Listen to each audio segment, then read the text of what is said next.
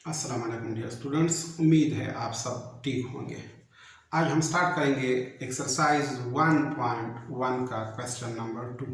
इससे पहले हमने क्वेश्चन नंबर 1 पूरा सॉल्व कर लिया, ऑलरेडी वो प्ले लिस्ट में मौजूद है, आप उसको देख सकते हैं। क्लास 10 के स्टूडेंट्स को मैं ये भी बताता चलूँ कि इंशाल्लाह आपको इस चैनल पे क्लास 10 का मुकम्मल कोर्स मिलेगा, तो आप इस चैनल के साथ जुड़ जाइए। मैं आपको यकीन दिलाता हूँ कि इंशाल्लाह 10th के मैथ्स में आपको कोई मसला नहीं होगा और आपके आने वाले एग्ज़ाम में फुल के फुल मार्क्स आएंगे इंशाल्लाह। तो शुरू करते हैं क्वेश्चन नंबर 2 को। क्वेश्चन नंबर 2 है, solve each of the following equation by completing the square. अब ये दूसरा मेथड है, इस क्वाड्रेटिक इक्वेशन को हमने कंप्लीटिंग द स्क्वायर के मेथड से सॉल्व करना है। तो क्वाड्रेटिक इक्वेशन है हमारे पास x square plus 6x minus 40 is equal to 0।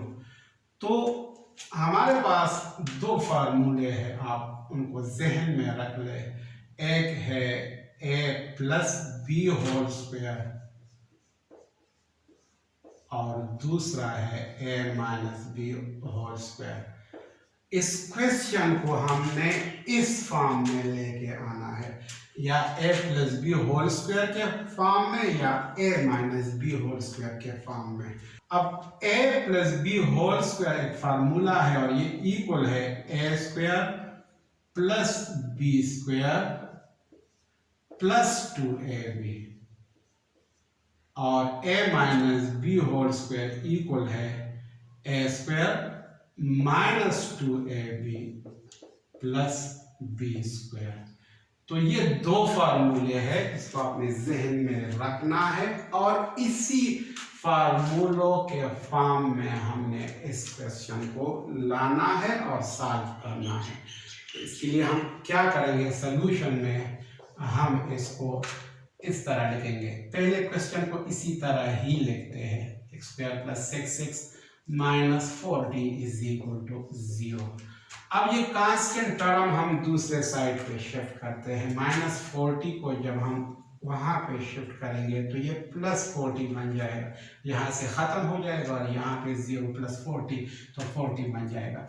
तो इसको हम इस तरह लिखेंगे, X square plus 6x is equal to 40। अब अगर यहाँ पे हम देखें तो इस फार्मूले में पहले देखते हैं कि यहाँ पे a स्क्वायर है और ये x स्क्वायर है, तो ऑलरेडी फर्स्ट टर्म तो हमारे पास मौजूद है। अब सेकेंड टर्म देखते हैं 2ab, तो ये 6x है, अब इसको 2ab के फॉर्म में हमने लिखना है। तो हम इसको इस तरह लिखेंगे, एक्स स्क्वायर प्लस, अगर हम देखें 6 को लिखना चाहे तो इसको इस तरह लिख सकते हैं, इज इक्वल टू 40। अब अगर इसको हम देखें तो यहाँ पे एक्स स्क्वायर है और फार्मूले में भी हमारे पास ए स्क्वायर मौजूद होता है, तो फर्स्ट टर्म तो ऑलरेडी मौजूद है हमारे पास, एक्स स्क्वायर प्लस ये 2ab, ये 2ab, यहाँ पे हमने 2ab को लाना है। फार्मूले में 2ab मौजूद है तो वही फॉर्म यहाँ पे लाना है। तो हम यहाँ पे 6x की जगह लिख सकते हैं 2 into ये x हम इसी तरह ही लिखेंगे। अब ये 2 है, अगर 2 को हम 3 से मल्टीप्लाई करें तो 2 3 6 आता है, तो ये हमारे पास सेकंड टर्म भी कंप्लीट हो गया।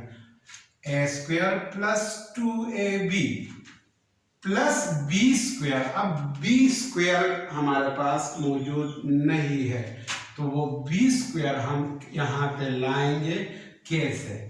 बी स्क्वायर हम इस तरह करेंगे कि ये बी जो है इसका स्क्वायर, 3 का स्क्वायर, यहाँ पे हम प्लस भी करेंगे और माइनस भी करेंगे।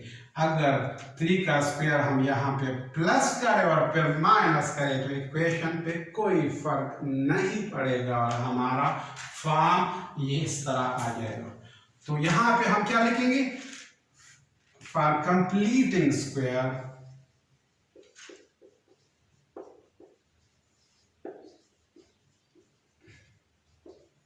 add and subtract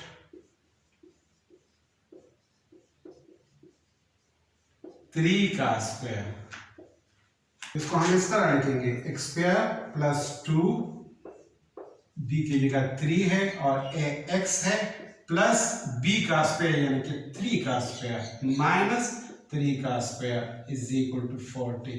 ये 3 का स्क्वायर और ये प्लस 3 स्क्वायर और माइनस 3 स्क्वायर कैंसिल होते हैं ऑलरेडी, तो इससे इक्वेशन पे कोई फर्क नहीं पड़ रहा, सिर्फ हमारा क्वेश्चन इससे सॉल्व हो रहा है। तो इसको हम यहाँ पे इस तरह लिखेंगे x square plus 2 into 3 into X plus 3 whole square से आता है x प्लस 3 होल स्क्वायर और माइनस 3 का स्क्वायर इससे आता है माइनस 9। तो ये 49 इसी तरह लिखेंगे। अब इस माइनस 9 को उस साइड पे शिफ्ट करते हैं तो ये प्लस 9 बन जाएगा। तो इसको हम फिर इस तरह लिखेंगे x plus 3 whole square is equal to 40 plus 9 और x plus 3 whole square is equal to 49। अब हम क्या करेंगे, इसको सॉल्व करने के लिए ज़रूरी है कि यहाँ पे से स्क्वायर को हम ख़त्म कर लें, तो इस स्क्वायर को हम स्क्वायर रूट से ख़त्म कर सकते हैं। तो हम यहाँ पे लिखेंगे, यहाँ लिखते हैं taking square root of both side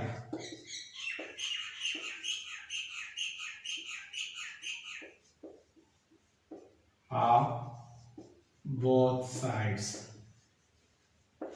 x plus 3 whole square का स्क्वायर रूट और 49 का स्क्वायर रूट। अब ये स्क्वायर और ये स्क्वायर रूट आपस में कैंसिल हो जाएंगे, तो ये हमारे पास आ जाएगा x plus 3 is equal to 49 का स्क्वायर रूट प्लस माइनस 7 है। तो x प्लस 3 इसको हम फिर नेक्स्ट स्टेप में इस तरह लिखेंगे कि x प्लस 3 या प्लस 7 के बराबर है और x प्लस 3 माइनस 7 के बराबर है। तो यहाँ पे क्योंकि हमने x की वैल्यू फाइंड करनी है तो हम क्या करेंगे, इस 3 को शिफ्ट करेंगे दूसरे साइड पे, तो हमारे पास आ जाएगा 7 माइनस 3। तो x की वैल्यू आ गई 7 माइनस 3 से 4 आता है और यहाँ पे x प्लस 3 है तो 3 जब वहाँ पे शिफ्ट होगा तो ये माइनस 7 माइनस 3 बन जाएगा। तो x की वैल्यू यहाँ पे माइनस 10 आ गई। अब सोल्यूशन सेट क्या हो गया, सोल्यूशन सेट हमारे पास आ गया 4 माइनस 10। तो ये फाइनल आंसर है इस पार्ट का।